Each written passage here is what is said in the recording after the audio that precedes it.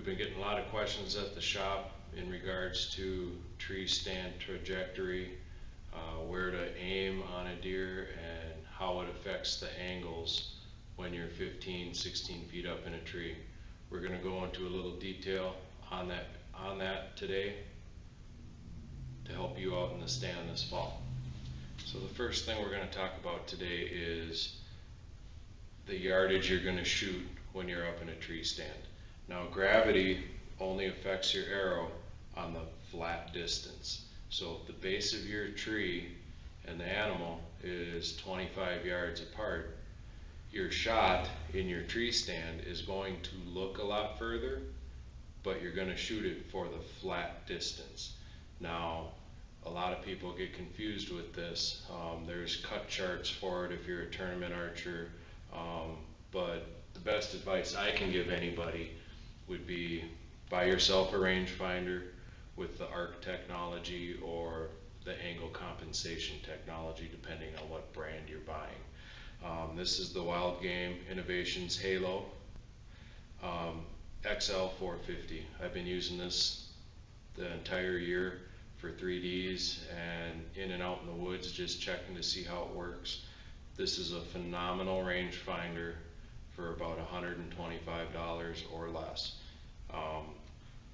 This is going to give me the what I shoot it for yardage from my tree stand. So if you are 13 feet up in a tree stand and your shot looks to be 25 yards, your actual distance is 21.4 yards.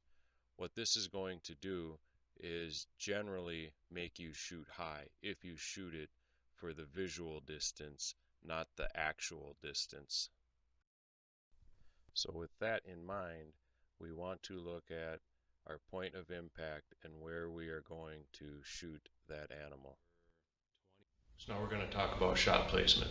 Obviously, when we're on flat ground or relatively flat ground, it's a pretty easy decision on where we're going to aim and where we want to hit the deer ideally. I think where a lot of us get in trouble is when we get up in a tree stand. A few things happen. A, our form breaks down. B, we're shooting it for the yardage we're seeing, not the yardage it actually is. Again, you get a rangefinder like the Halo XL 450, you're going to know the exact yardage to shoot it from. But now we know the exact yardage, and if we aim here on an angled shot, you can tell if we turn this deer sideways a little bit, you can tell that this is roughly a 45-degree angle. We're not going to hit a whole lot of that deer. Where if we aim a little higher, now we're going to hit the lungs on both sides, and we're going to have a better chance to harvest that animal. Also, you want to remember if is the deer broadside to you or quartered away.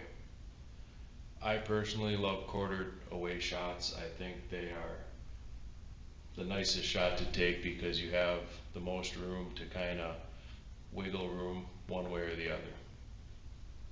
On a quartered away shot, your rule of thumb is always to aim for that opposite leg, so that leg on the back side of the animal. Depending on my angle, I might want to come in here so I can get the lung on the other side of this animal. So you want to envision how your arrow is going to go through that animal. If it's a super hard quarter, you might even want to aim further back so you can come out by that opposite leg. So I just mentioned, I think some of the biggest problems that we face with hunting or shooting from a tree stand is our form breaks down. And what I mean by that is when we're shooting on flat ground, our upper body is making a T. So we're always making a T and our form is really perfect. A lot of us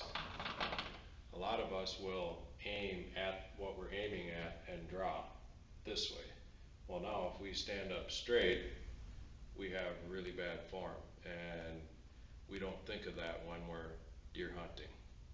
What you really want to do is draw flat and bend at your waist down to the animal.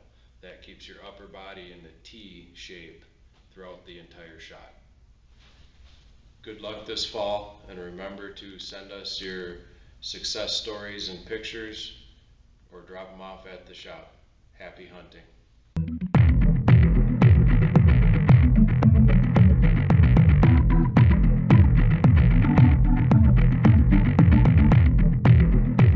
Wild River Archery. Experience the difference. Like us on Facebook and subscribe to our YouTube channel.